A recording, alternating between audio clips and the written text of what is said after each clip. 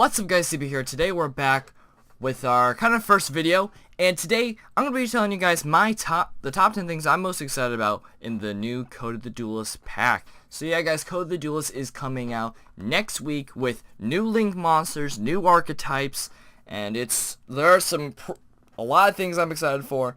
So let's get right into the video. So starting off at number 10, we have the new Cyberse monsters. So I don't know if any of these Cyberse monsters are cool, but I think just what excites me the most is that we have more of them. The first Cyberse monsters we got were in the Link Strike starter deck, so I just like the fact that we're getting new ones that we can mess around with and maybe make some cool decks with them. Next we have is the Twilight Sworn monsters. So if you guys didn't know, Twilight Sworns are kind of like a branch part of Lightsworn. These are kind of, I guess, the more edgy emo versions. We got Raiko, the Twilight Sworn fighter. We got Lumina, the Twilight Sworn shaman. Lila, the Twilight Sworn mage. We have Jane, Twilight Sworn general, and then we have Punishment Dragon. So it is just really cool that we're getting new kind of support for Lightsworns. But also, I imagine these cards can just kind of take care of themselves. Like Punishment Dragon, just looking at its effects, looks pretty good, and I'm curious to see what variants that like Lightsworns currently are mixed in, what you can add Twilight Sworns into to make just more decks. So number 8, we have the Goki monster. So here's why. Here's my reasoning for putting Goki above Twilight Sworn. So I've never played a Lightsworn deck. I know they're good, but just Lightsworns aren't my thing, so that's why I'm not as excited for them, but I'll still be glad if I get them. Gokis are pretty cool looking, and they have a really good Link monster coming in this set. So if you don't know what the Link monster does, he decreases the attack of, decreases the attack of all monsters on the field by their defense. Now, what's great about Goki monsters is that they have 0 defense, so they get no debuffs to them. And also, for its Link monster, if it is to be destroyed by battle, or I think also card effect, let me see. Yeah, battle or card effect, you can destroy one monster in points to, and this has Link arrows going down. So, pretty great. And I'm just excited for it. So, then, going to number 7, we have the World Chalice series of monsters. So, I put this at number 7 because, hey, it looks pretty cool. I'm excited for it. And they're just things that I think are kind of, that I'm more excited for above this. But what I think is so cool about the World Chalice is that A, it's a new archetype. B, it's kind of like a JRPG. Like if you look at this, you got the main character, you've got a fairy, you've got a little cute little dragon, and then you have just like the tough guy, you got a priestess, and then you got like some kind of space thing. But also, this set has the most Link monsters this archetype has the most Link monsters for it coming out in Code of the Duelist. Like, you have, I think his name's Arbum, the World Chalice Blade Master. You have Ib, the World Chalice Priestess. Imduk, the World Chalice Dragon. And then Nigrisu, the World Chalice Warrior. Like, there's just so much to come out for World Chalice, and I'm so excited to possibly picking these up and seeing what they do. Next, we have the Vendread / Revendread cards. So, if you look at these, you're like, alright, they're zombies. Whatever. And then if you look at the monster, you're like, alright, let's see what it does. So, as a quick effect, you can banish the zombie during your, this battles an opponent's monster. As a quick effect, you can banish a zombie monster from your graveyard, and this card gains 300 attack. If this ritual summon card is sent to the graveyard, you can add 1 ritual spell from your deck to your hand, and if you do, send 1 Vendread monster from your deck to the graveyard, and you can only use this effect once per turn. So you're looking at that, and you're like, alright, it's fine, it's whatever. What's so good about these cards? Well, let's take a look at the Vendread monster. So, Vendread Horde. This is in your graveyard. You can discard a Vendread card, special summon it, but banish it when it leaves the field. A Vendread monster ritual summon using this card on the field gains the following effect. You can only use each of the preceding effects of Vendread Horde once per turn. Once per turn, as a quick effect, you can target one spell or trap your opponent controls and banish it. That's pretty crazy. And then for this monster, Vendread Revenants, if this card is in your possession, is destroyed by opponent's card by battle or card effect and sent to the graveyard, you can special summon this card but banish it when it leaves the field. And then it kind of has a similar effect, but instead, as a quick effect, you can target one special summoned monster your opponent controls and banish it. This is pretty insane. Like, these are basically, if I don't know if you can use both of these in a ritual summon for Reverend Slayer, but if you can, it has both abilities, and it's basically a Trident meets Dark Law. Like, that is pretty crazy. I don't know. I'm really excited about to see what you can do with this card and just what decks you can mix it with, like the normal zombie arc decks that you have, or I know there's also zombie Lightsworns. I'm not so sure if you can mix it with that, but I do know this card. What was it? You must also tribute monsters from your hand or field, and or banish zombie monsters from your graveyard whose total level equal or exceed. Okay, so you can use both of these monsters. And so basically, if you use both of these monsters, it's basically Trident plus Dark Law. And then, okay, yeah, so you can use this banish monsters from your graveyard. So actually, that might work with Twilight Sworn zombie deck. So I'm really excited about the Reverend Slayer cards.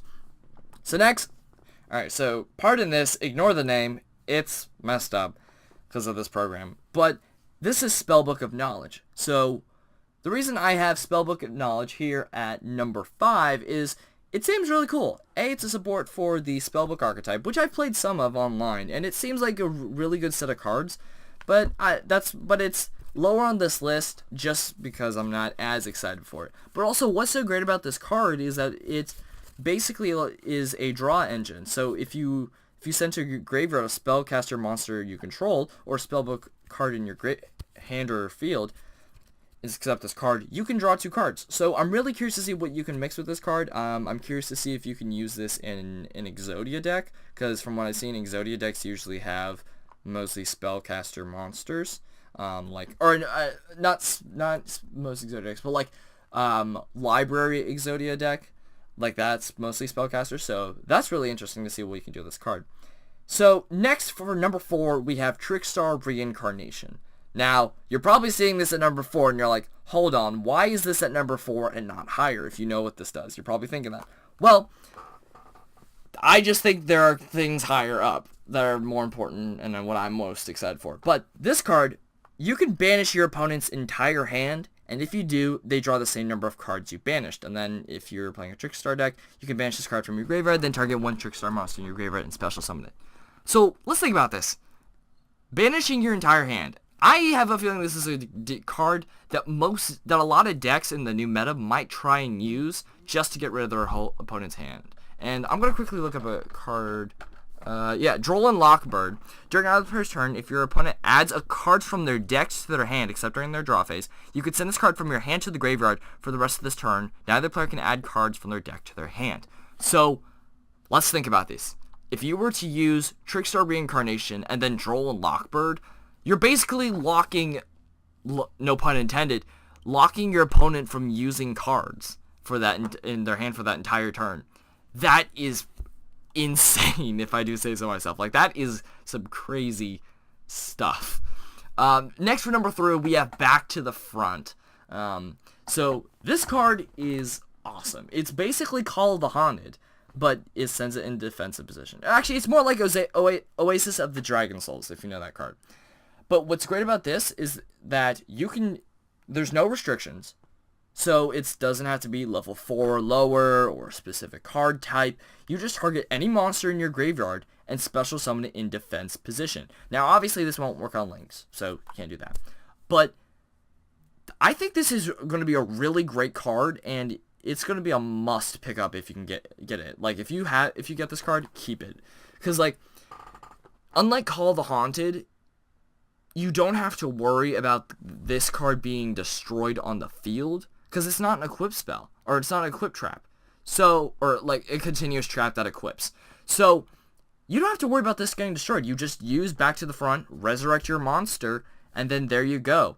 Like, I feel this trap card is going to be really good for decks that rely on special summoning. Like, if you, for a masked hero deck, if you wanted to use Vision Hero Vion, send Shadow Mist to the graveyard, activate back to the front, special summon Shadow Mist, get a mask change, there you go.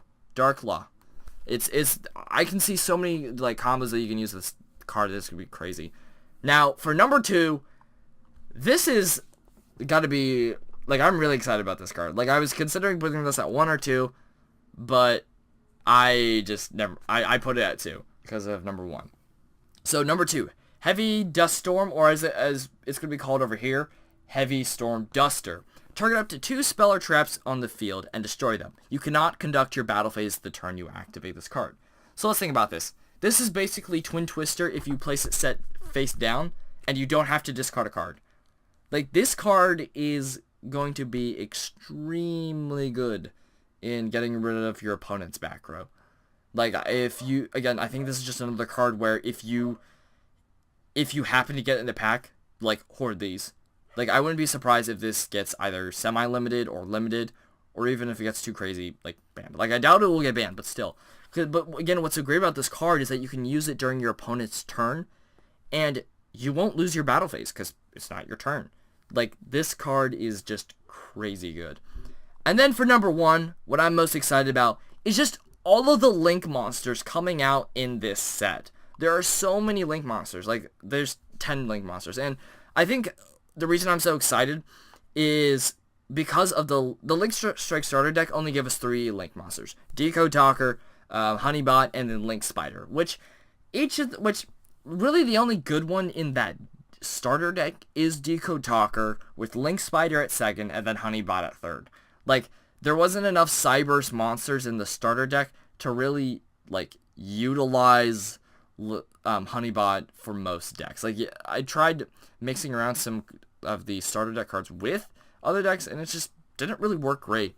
But I'm just so excited about seeing so many new Link monsters. Like, with all these World Chalice monsters, there's Firewall Dragon, which I'm pretty sure pre-sale prices from last I saw are like $40 already. Like, this card is going to be crazy to get. Like, if you get this, it's basically like the golden ticket at Charlie and the Chocolate Factory.